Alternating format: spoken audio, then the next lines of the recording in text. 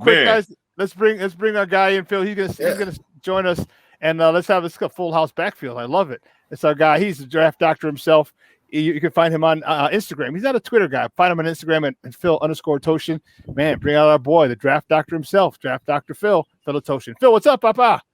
What's up, gentlemen? How are we doing today? We got another back in the backfield here. What's up, Jason? I'm Long doing good, time. Phil. Tell me Long about it. time, Good to man. hear good to hear from you, man. We'd love to hear your thoughts on this Oh, because yeah. this I'm news fired that up. broke yesterday, man. Everybody started talking about this as soon as it dropped. Twitter blew Man. up. Oh, yeah, I mean, I've been listening to you in the green room here, and you're both stealing all my points I wanted to make here.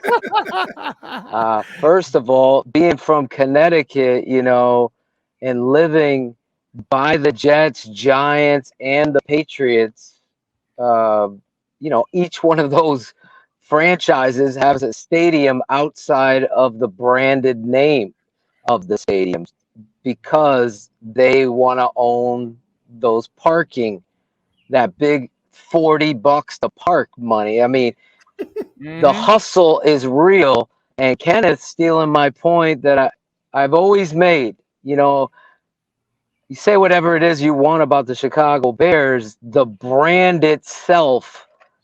I'm going to Punta Cana. I will bet my mortgage payment I'm going to meet a Bears fan on the beach there wearing a Bears shirt. That's how far this brand goes. So if you own the stadium, the parking, the tickets, and all of that is not going to the park district to, by the way, what do we call it? Freaking sand. What do they throw down and paint it green? Wood chips and all this stuff.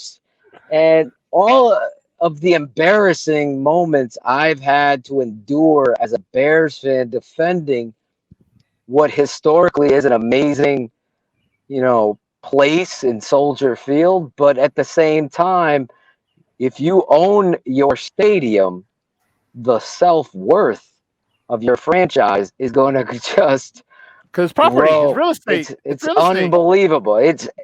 I would say, Ken, on the latter half of what you estimated, $2 billion more, you become the most worth. Is that how we're going to say it? The highest worth franchise in all of sports, in my opinion, at that point, because that's how big this brand is. Some people go crazy when they find out Shane and I aren't from Chicago. Even some people are like, well, you guys can't talk about the Bear. You don't know. I'm like, bro, I take it all over. I get all the punches because I'm in Patriot country. So trust me, I've earned my Bears stripes here, and I can speak on this. As a traveler to the city of Chicago, I live an hour from New York. Chicago is by far and away so much more clean, beautiful, and nice. And then the walk into those parks to get to Soldier Field and the historic sight lines of it is amazing. It is amazing. Like, I'm just speaking, if I'm a tourist, those things amount to something. But to Kenneth's point, you're the owner. You should have negotiated ownership of that stadium and done it right. So there's so many things where this franchise always falls on its face, and it happens right there because we've said this forever. I mean, we were talking about this 2 years ago about Arlington Heights on my old network. Then we started again in November around Thanksgiving that we were hearing whispers of this. So I think it's a move that you got to make. I saw John Greenberg's, and I just lost it. Yeah. Oh, my God. I posted it. I'm like, this is the blog boy fucking narrative that there is no disrespect to Chicago, just like there's no disrespect to Boston when the Patriots hold up a goddamn Lombardi trophy. They're New England. They represent you. That's the Jets. If they ever goddamn win a Super Bowl, they're representing New York and Jersey. That also all that bullshit. Chicago will be the Bears. Exactly. As Acevedo, my boy, is saying. It's a new era. You got a black quarterback. You have destroyed some of these narratives. Oh, by the way, and it's time to represent your football team in a manner with which represents itself historically. And they haven't done that with their field and the owners. And that's my long catch up to you guys, because I think you guys are hitting it out of the park. I really believe. My black quarterback plays in the city of Chicago. All right. You don't sit here all these years now. when you didn't. I know, and I know this wouldn't take place for at least 8 years or something like that. But I'm just still saying, you don't sit here all these, and I always go back to the Cade McNown draft and how they should have got Donovan McNabb because he was a Catholic kid. But then I know, but then you move down, and I settled. I was like, all right. And this is the point. We didn't know UCF was even a football factor at this point. I'm like, give me the UCF kid, and you like, nah, give me K. So you find, to me, this is my retribution. This is my reparations. Damn it, for not giving me what I wanted back then, and now you finally give it to me. Then you want to scramble to the damn burbs. Hell, and look, I brought up your point. Or I don't know if you were watching the show, Phil. I wasn't. I was in a meeting, so I'm catching up now. I'm just getting to the bread. You get to the bread, Phil. I know that pool money has to be right. You guys do a lot on the weekends. I have a side social media. I'm living through your life. Yeah, through social media, I'm in your life. But the thing is this. All right. If you've ever, I was saying that if you've ever brought someone to Chicago that's never been to Chicago, and I brought up somebody that I used to work for, and he lived in Nevada, so you just think about, it's pretty, but it's a desert. But when we got to right where Soldier Field was at, and he saw downtown, it literally, figuratively, blew his effing mind out. Right? It's amazing. And it made me think like, how I take it for granted. And I'm not sure all of us do this. We do, yeah. Like, for instance, I'm a kid that part of my life I grew up in the projects, right? And one of the jokes is like, yeah, your project has flowers in front of it. It's project disrespect, right? It's like, your project's not that tough or whatever. And I know we all do this.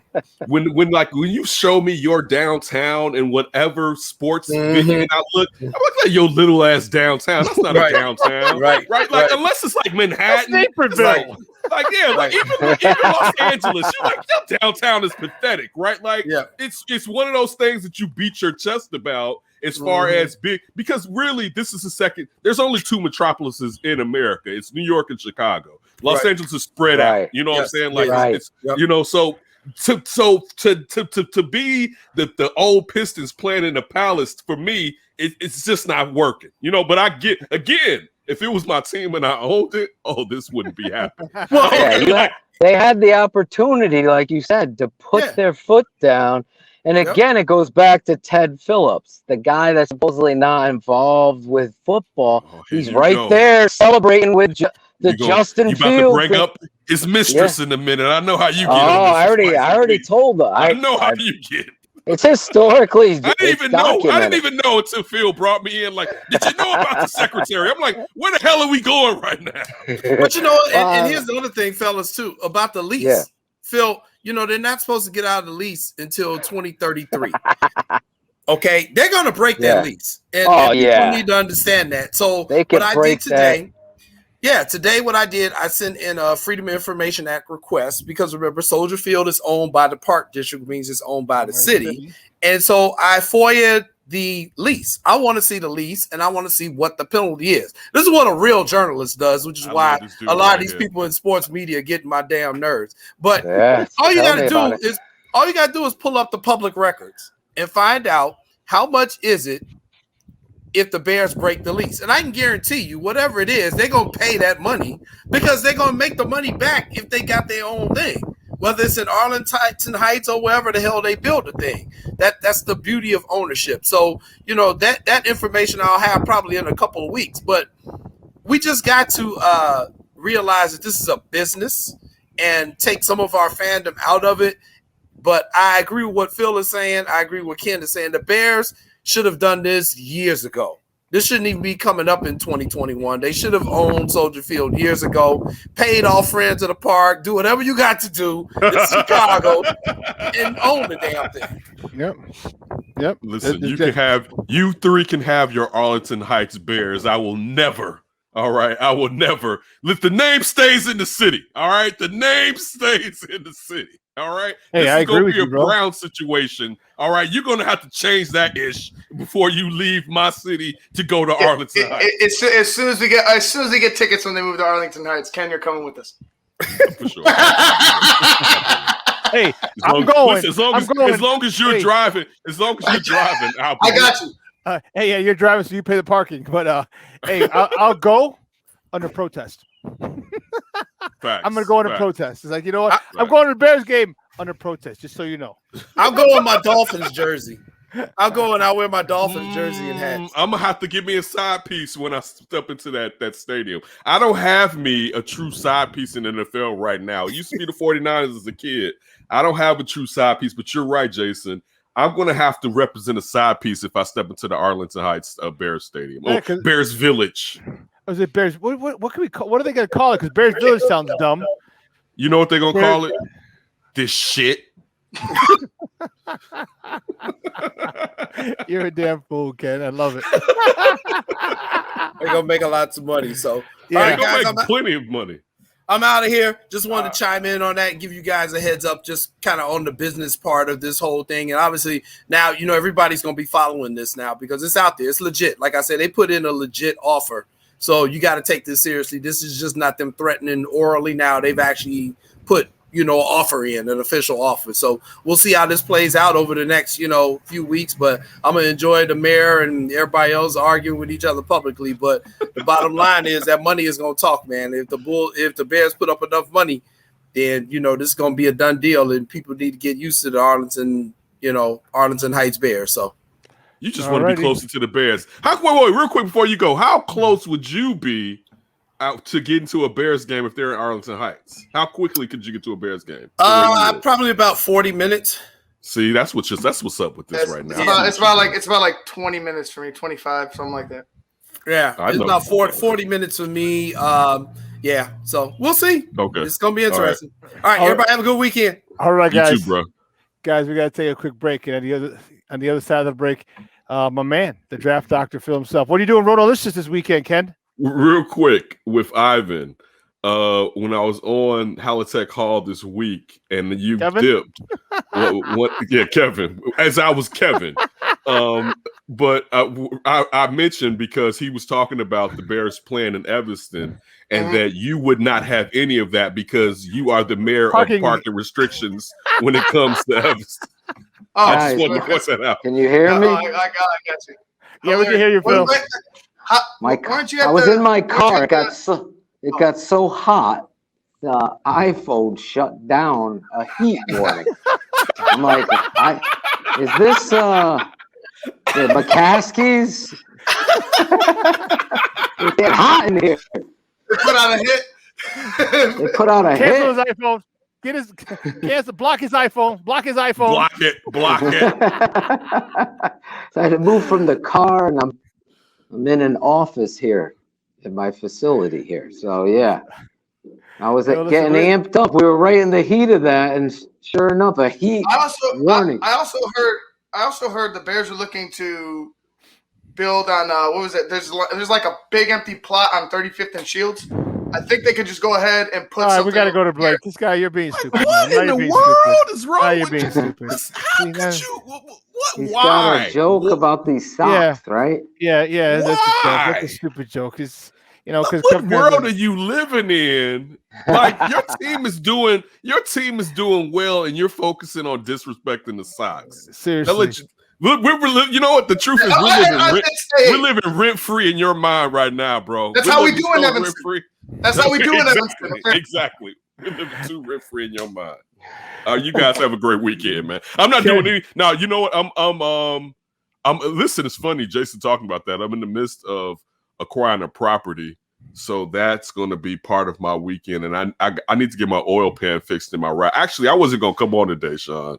I need to get my oil pan fixed today. I was going to hit you last night and be like, but it was after 9. So I was like, I wish I hit him up earlier to tell him because I didn't want to wait till the last minute.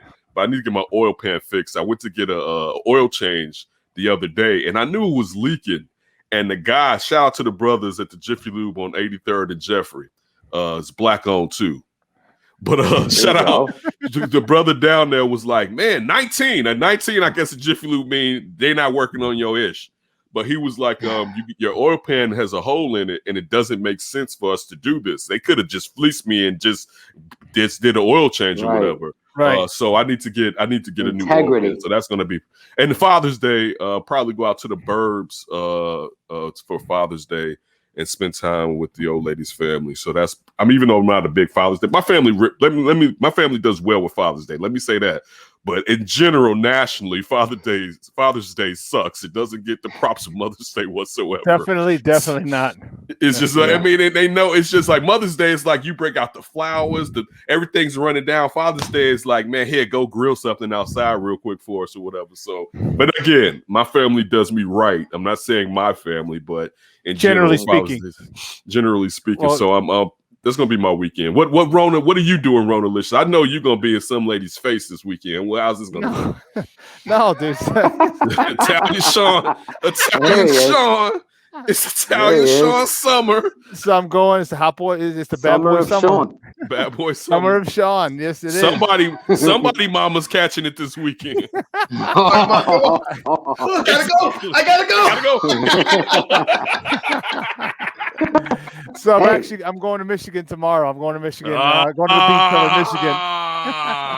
Okay. Just drive around the lake. It is. Know how that goes. The beach? Is that the beach with you guys? Yep. Okay. Yeah. I'm gonna just drive around Lake Michigan. I don't want to stay here and get shot, so I'll go to Michigan and have a good. I'm kidding about being. Actually, not really. But the beaches are real nice over there in Michigan, and I got people up there. A good friend of mine, a couple. They just had a baby 5-6 months ago, so I haven't seen them.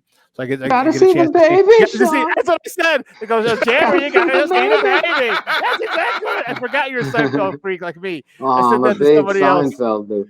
I forgot. Yeah, I said that to them too. So that's what I'll be Saturday. It was my favorite show, but it's no longer my favorite show. But that's a discussion for another day. Yeah, it wasn't. We'll discuss that next Friday. Yeah, every time Cosmo Kramer comes screeching into the room, I just envision him saying the N-word. So never hits me. It never hits the same. Yeah, it's hard. It never hit the same. That was my favorite show. That was my joint, but never again. Yeah, don't let Cosmo ruin Jerry. No, F that. All right, guys, you guys have a great weekend. Ken, I'm out of here. Real quick, Ken, you've become a drop on the show. You're going viral on the Keeping It 100 show. What is it this time? Because I'm surprised you guys didn't obliterate something I did this week. Wait, you guys are going to disrespect something I did before I get off here this week? I mean, usually it's it was from this show. Golly! It's Gomer Pyle? That's Gomer Pyle? Remember when we were talking about that thing? And we got. I remember. No, I played it for the old lady right there when you said that part. Yeah. It's like, God. Listen, it reminds me of it reminds me of Randy Moss when he was talking about throwing in the ball. He was like, "You can't jump with me." Like, totally. That's great, man. I'm happy. I'm happy. You made it on our show. You know you've made it. I appreciate it, man. I appreciate the community, man. I love what you guys are doing over there with the community, man. You too, Barely Simone. All right, Ken. We'll holler at you on Monday, Papa. Have a good weekend. Stay Rona free. You too. All right. Guys, we're going to take a quick break, and on the other side, we're going to finish up the two-back set. My man, Phil Toshin, the draft doctor himself, and the super back coming up next on Sean and Mine in the morning on Sports Chicago.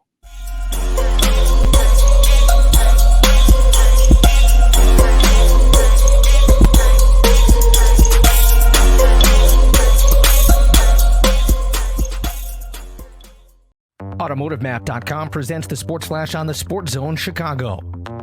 Swung on, hit in the air, deep center field. Back goes Pilar to the wall, gone.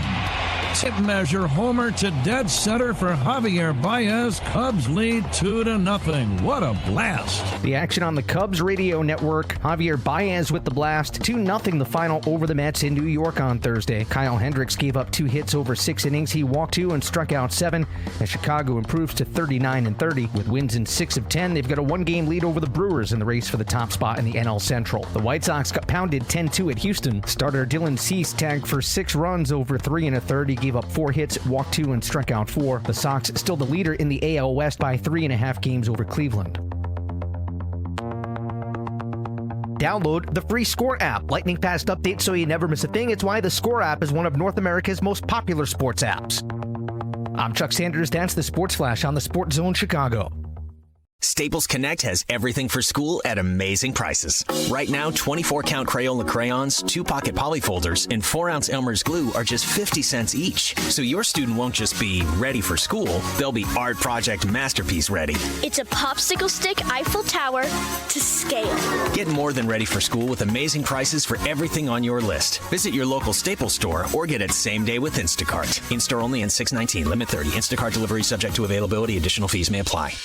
Does learning a language feel like this? No habla español? Hablo. It's hablo? Yes. It's hablo. When you learn a language, you want to actually use it. Babbel is designed with that goal in mind. Since my husband is from Guatemala, I'll apply what I've learned in Babbel to our real life situations. The app is so easy to use and it's so practical. It helps you learn things that you will actually need. Babbel, language for life, celebrating 10 million subscriptions sold. Now try Babbel for free at Babbel.com. That's Babbel.com, Babbel.com.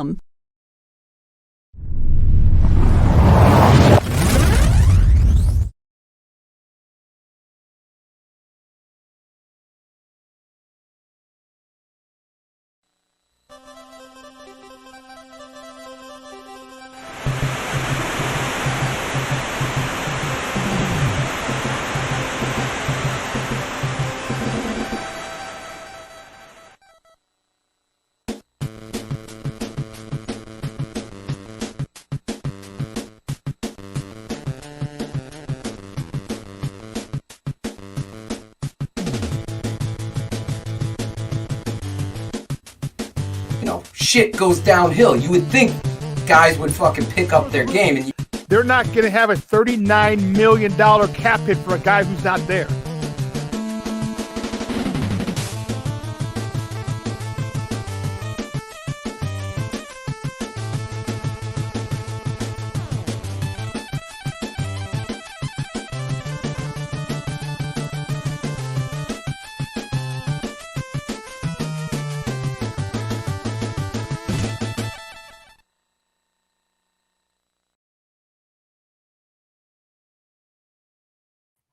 Guys, we're back. Sean and Mine in the morning on Sports Zone Chicago, and I'm joined by my man, the draft doctor himself, Phil Atoshin, and we just had a great segment right prior to this. It was the full house backfield. Me, Phil, Kenneth, Jason. Great stuff. We were talking about the Bears and them moving to potentially moving to Arlington Heights, and Jason's an actual reporter. He reports for the Chicago Crusader, so he does. So he's adamant. He uses all his connects, dude, and he got his information. Like they're this is real. I missed the part right when he was getting down to what he researched. My phone. So he said, So he said he researched the lease. So he's going to get the because it's owned by the Chicago Park District. It's owned by the city, which means everything that it's public record. So he's going to find out. So he requested the lease, a copy of the lease, and so he's going to, once they get it to him, he's going to come back on and talk to us how much it would take for them to get out of the lease, because they're there till 2033. But it caused a firestorm here in the city. Then when Mayor Lightfoot went and said, it's negotiating tactics. She did, and then you get the knucklehead saying, well, you should worry about the city. But like, no, she's a fan too. Like she has season tickets. It's not just she's got every right to say what she has to say. I mean, but it's all, and the thing about it, Phil, like we talked about, it's money. Like they don't get, the city, when you buy a Bears ticket, you got a city tax. Okay. You got a city tax on there.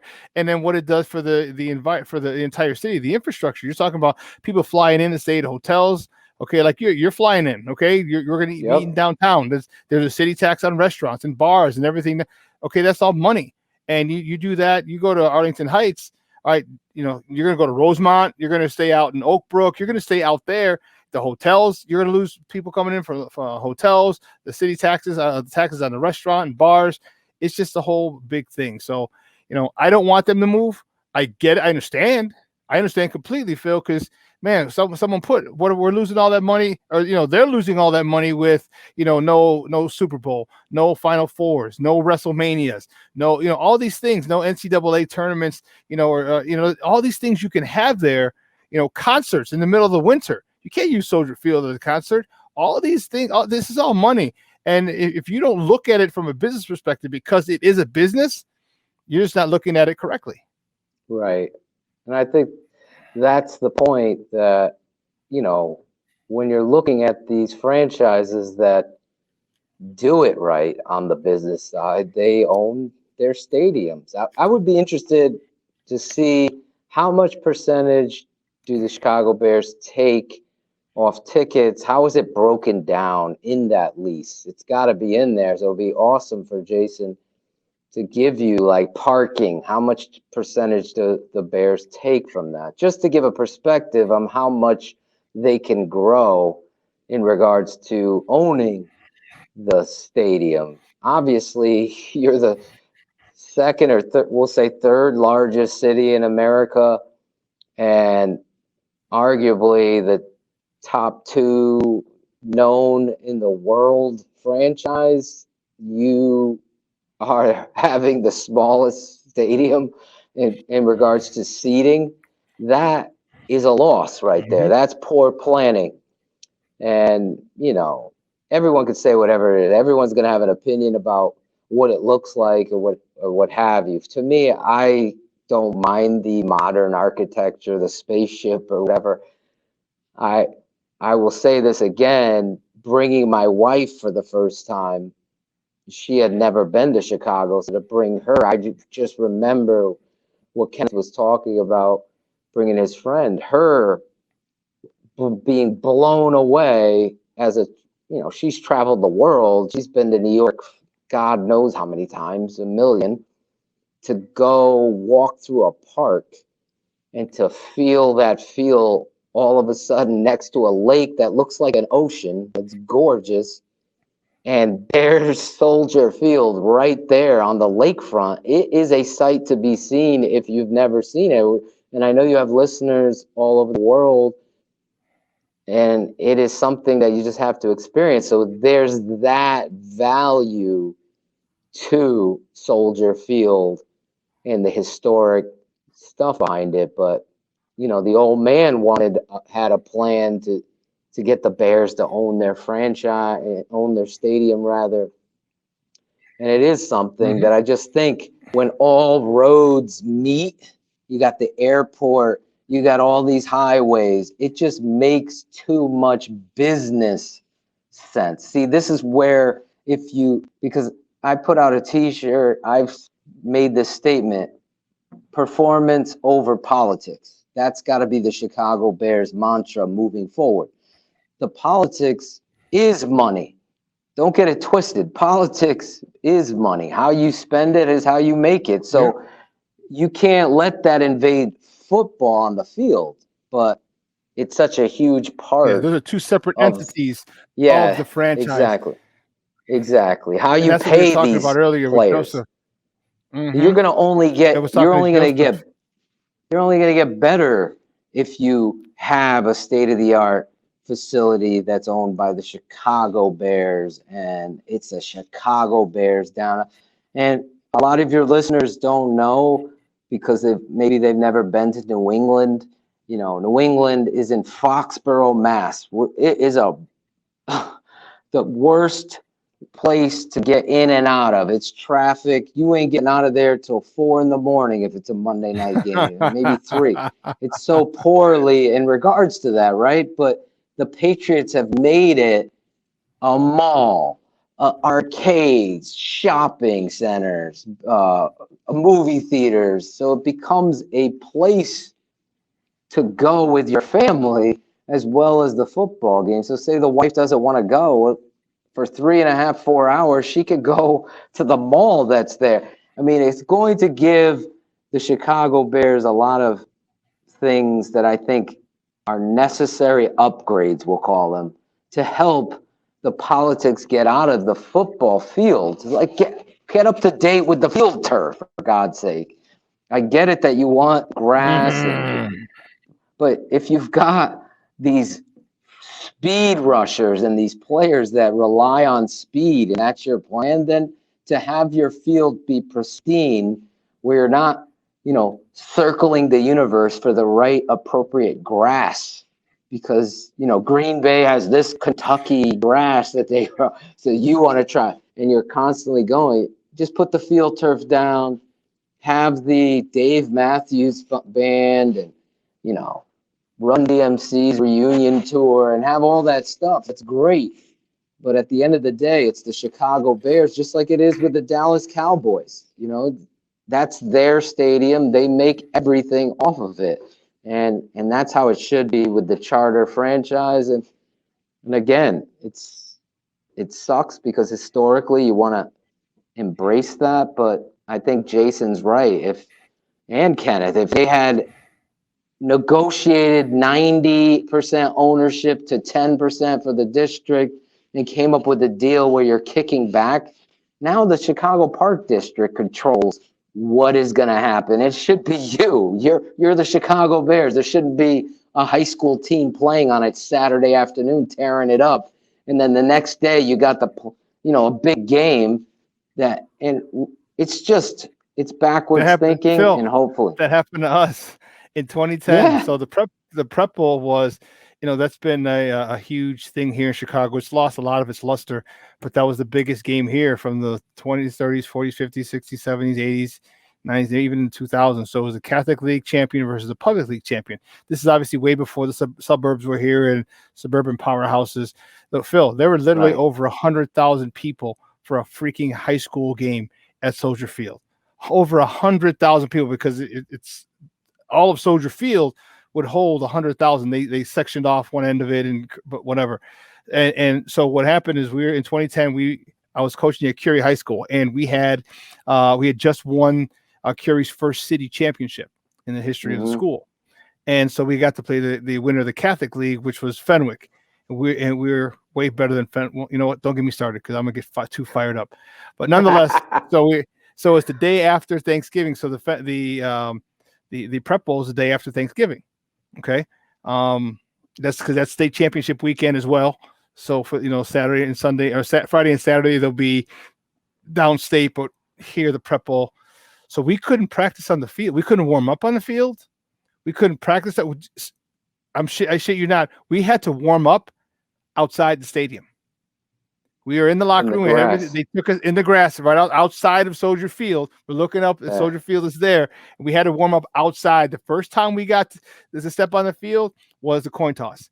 That was it. And when we came out of the stadium, they told us to go around the end zones. Okay, get on the sideline. Don't run across the field. Nothing, because the Bears are playing on Sunday. Oh. The Bears are playing on Sunday. So, and the McCaskies have always said, through our research, it does the injuries. It doesn't help the injuries. I'm like, it's not about the injuries. It's about having to resod the field. That's money. If you're talking about, unless you just, you want it because you want a tax write-off, okay, fine. But this is money. All you have to do is put the field turf on there, and then you're done. Sew a couple of those little rubber pellets on there a couple of years, and you're good. Now your concerts are there. Now this is there. I have no idea what their thought process is. So, but this is taking. I met George here I met George here in New England, and we were talking about that. George McCaskey. Yeah, that was the one thing. I'm like, George, it's time to get. Well, he said the same thing. And for fact, he mentions Ted Phillips has done the research, and he threw Ted's name out in front. My wife was there to witness this. It was in New England. We were up in the mall area right outside of Ben and Jerry's ice cream. And there's George McCaskey, nice guy, like you've always said, great guy, down to earth. We were talking, and I was like, George, it's time to step up with the field turf so, all these other things can happen because it's a Chicago Park District control. And that was the thing. And then he's like, well, Ted's done the research and the injuries. And I go, really? Because here you are in New England, this head coach said on a freaking Monday, this is Bill Belichick, listen, we need to get field turf on a Monday. On a the next Sunday, they had field turf replace their whole grass stadium, and it's been that way since forever. So the reality is football has to be the most important thing.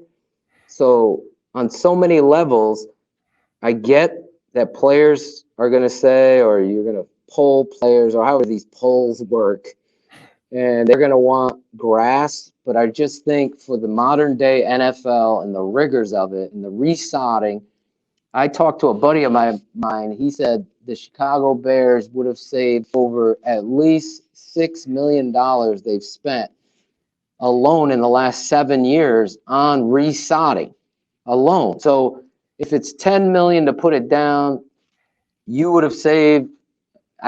That was like 6 years ago. So now think about it. How many have they and then, like I said earlier, with the fucking wood chips they've thrown down, and then they spray it green. Rasheed Davis was on with us talking about that. It's like before a playoff game, there's a guy out there with a freaking wood chip or spraying it down, put it down just to keep the mud from, the field couldn't be withstood like that. So you're the charter franchise. There's certain things that you need to do in order to begin to do what Acevedo was saying. A new era should be. There's nothing wrong. I know a lot of people are historically, historians and Soldier Field, and that's, everything comes to an end, and a change needs to come here in regards to this football. The only constant in life is change, and everything you all have to evolve. And you know what? I know, it's a lot of the get off my lawn type of people. No, you can't do that. You can't. Come on, man. Like the world is different.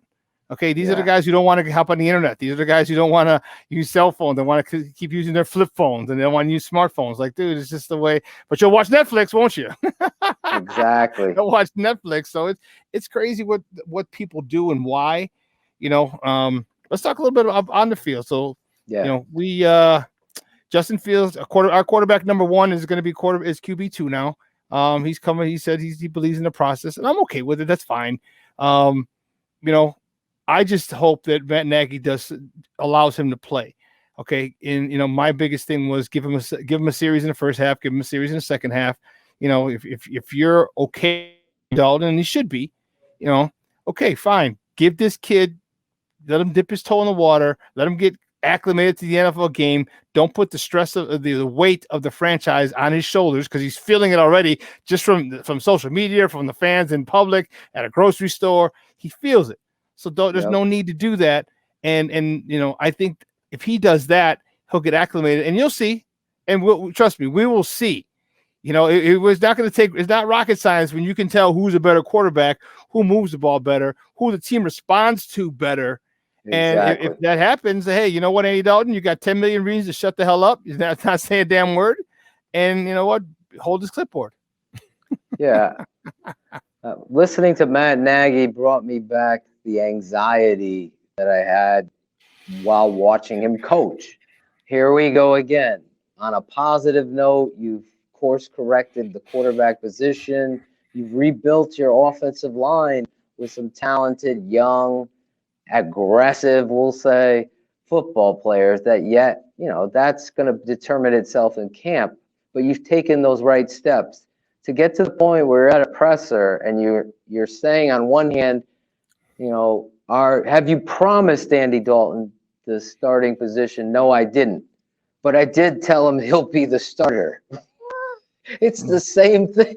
What are you talking about, coach? You're contradicting yourself already. You're sending the wrong message to the public, to the fans, and to the locker room. Yeah. And it's unfortunate because this is the kind of guy that's so unprepared to be the leader of the Charter franchise, not just because of what I've seen him and how he coaches, but the message is be you.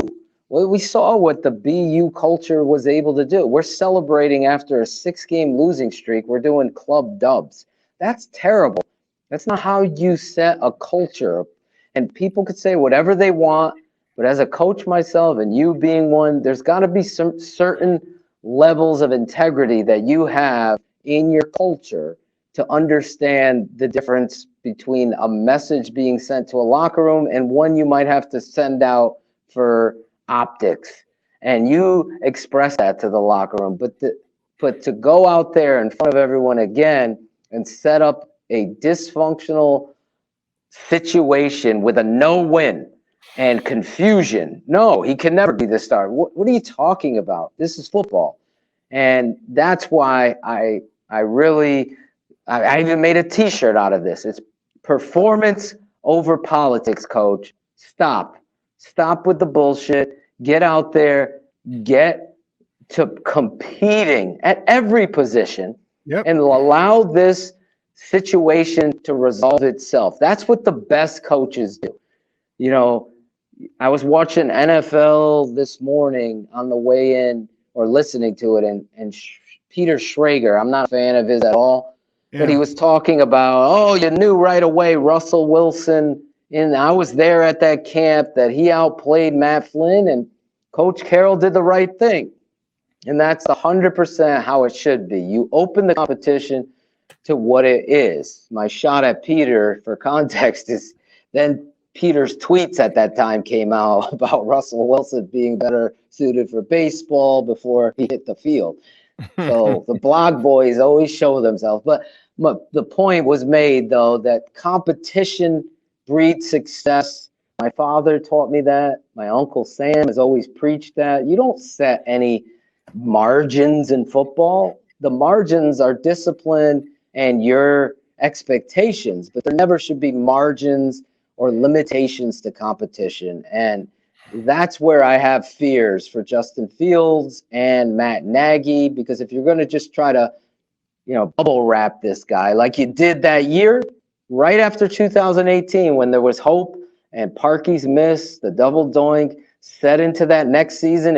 Everybody needs to remember my highly publicized rants about a coach not understanding the importance of preseason football to get you ready for the season. That bit him in the ass because he sat every one of those starters, including the guy with only 15 college starts and yada, yada, yada. All those reps matter. They do. No matter what anybody tries to tell you, it's a glorified scrimmage. But Sean, you as a coach, how important every new face in the locker room, new player, a free agent, a rookie, somebody you're counting on to get in a scrimmage, a live scrimmage, some guys, when the lights are on, piss down their leg, and you are able to get prepared for that. And you saw the offensive line was horrific in 2019, and then again last season. So these reps are so important just for cohesiveness. So hopefully he learns his lesson about that, but he's already showing me, and I'm getting anxious as camp is around the corner, that he's going to just put these players, all right, year one, year two, and that's politics. That's politics. Your contract is bigger, so playing time should not be determined by size of contract, because us being coaches, you're going to lose the locker room. You're going to lose it, and because we all know as players, because we've been a lot in the locker room as players, we know who needs to be out there. We know. We see in practice. We understand there's an aura that our starting quarterback is going to have, and if our starting quarterback isn't starting, the guy that we feel comfortable with, dude, it sends ripples through it. One of the guys I'm really looking forward to, is David Montgomery. I know you're a big fan of him, like I am. And, you know, how do you think this offensive line is going to perform? Because we got a couple new guys, we got guys coming back, so this offensive line is not going to be familiar with each other, so to speak. Because you have James Daniel coming back, Cody Whitehair coming back, but you have Mustipher, then you have your guy from Yale as well, Dieter Iser. Then you have the left tackle who's a rookie. You have the right tackle Interfetti and Borum, and you signed another guy as well for a tackle spot. So there's a lot of positions up. How do you think this running game is going to be? Is going to be this year? And do you think Matt Nagy is going to rely on the run game? Because as we both know, you run the ball, it makes things a whole hell of a lot easier for a quarterback. I'm super excited about David Montgomery and the talent on paper of this offensive line. Obviously, injuries are going to play a factor into it. And again, I have my doubts about playing the right people back to performance over politics. Mm-hmm. If politics is, you know, oh, we drafted or we paid Fetty, but Borum is clearly the better tackle, but we're going to just play him. We're going to let Larry grow. But really, it's so important for what Sean is saying. I can't express this enough. In my lifetime of football, and football is my only, I don't watch any other sports. I just focus on the Bears and college football. My wife could tell you. So I can never get away from the reality of the lessons that I've learned that have stood the test of time. And competition is recognized by every one of those guys that is striving and fighting for the position. So if you have 6 guys, 6 running backs they have on this roster, if your commitment isn't to the run and you have a stud like David Montgomery, then you're doing it wrong. You're doing it wrong. To find the right 5 guys on the offensive line, but you're going to play a guy that you paid over somebody else, and I call that the Leno factor, then you're doing it wrong again. This is what training camp was set up for. So my confidence in Matt Nagy is low when it comes to you couldn't figure out your identity was number 32 last season. It wasn't until the end when Bill Lazor was calling plays that David Montgomery coincidentally started to shine. It's not a coincidence, folks. It's more emphasis on establishing the run to help your quarterback. That's what the NFL is. You can have all these copycats. You know, look at Drew Brees, look at Tom Brady, they're seasoned. They're seasoned at what they do. You haven't even established yourself as a play caller. You were handed the job. Don't get me going down that road. But the reality is, as a head coach, you got to emphasize the run game. And if this guy is so ignorant to it, I mean, to the point where I have guests on the show that, you know, they're national writers or whatever, and I can't control the conversation. I have to butt in and interrupt when they're going down and writing a narrative that isn't correct. There's just something in bed. I was talking to my dad about it. I was like, I just can't allow a false narrative to be formed or formulated about something I see on tape. That's why I was so loud and boisterous about Charles Leno, and that's why I'm the same way about David Montgomery. I see on tape that this kid is an elite top 5 running back in the entire National Football League. And the stats and all of that other stuff prove me to be right on tape, but we're still not talking about this guy. Now, David comes out and has a boulder on his shoulder, as he says. It's not a chip, it's a boulder. Good for David. I'm glad he's speaking up because there needs to be some pressure that's mounted here on putting an emphasis on the run game. Now, you got all these backs and you got hype or whatever, but the one consummate that I know and the constant is David Montgomery. So I don't want to see David busting it for 80 on the first play of the game and scoring a touchdown, then only get 10 more carries in a game. Like, we don't need the fantasy statistical wins for people. We just need wins. Nagy. And until you get to the point of understanding that, then you've lost and you're going to lose your job. That's going to be the end of it, because a real great coach, Lombardi, all the way down, Hallis, they understood what was working isn't broke. You stop us. This game is more about determination and physicality than it is about being the smartest guy in the room. It really has always been that way, and I don't care how many. I've been around so many people, Sean, and so have you, that have been so knowledgeable with X's and O's and knowing that.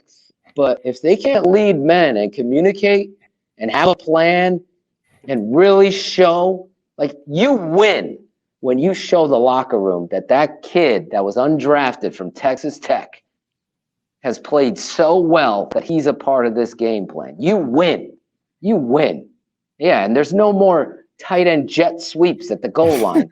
You don't need to be creative. You need to be a bully. That's what football is. This isn't soccer. You know, it's not the pretty game. This is a smash mouth game. It's a contact collision sport. So really, this is the alpha sports. It's because of the physicality. Basketball is not as physical, and you can have some physicality in basketball, but this is where you literally can wear down and win by attrition, where you can take the will to compete away from somebody, and you've done it in your lifetime, and you've coached into a team to do that, and so have I, and that's why it's so testosterone laden this sport, and it needs to be played that way. And instead of the double reverse jet sweep, you're like, dude, just say, hey, listen, we're running the ball right here. Stop us if you can. Exactly. Because I don't think you can. And that's what it is. But he wants to be. You're going up against your rival, Sean. It's freaking 3rd and 1, and you're running dash pass, and they know it, and you go right into it instead of saying, you know what, our best versus your best. If we don't get it here, I've called the timeout. I don't give a shit. It's the biggest moment in the game to my players in that huddle, and I've called them over. And it's my responsibility as the head coach to communicate, to remind them, we need 1 freaking yard. 1. If we get this, we're on the road to victory. It's okay, coach, to do that.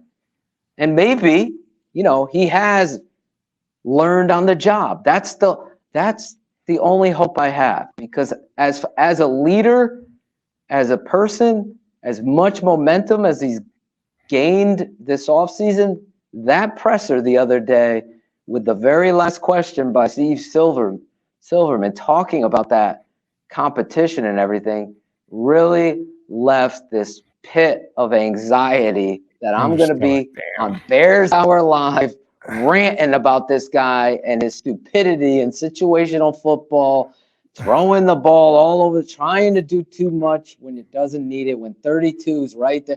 Sean, you and I are like 32 gets 8 yards on 2nd down, so it's 3rd and 2.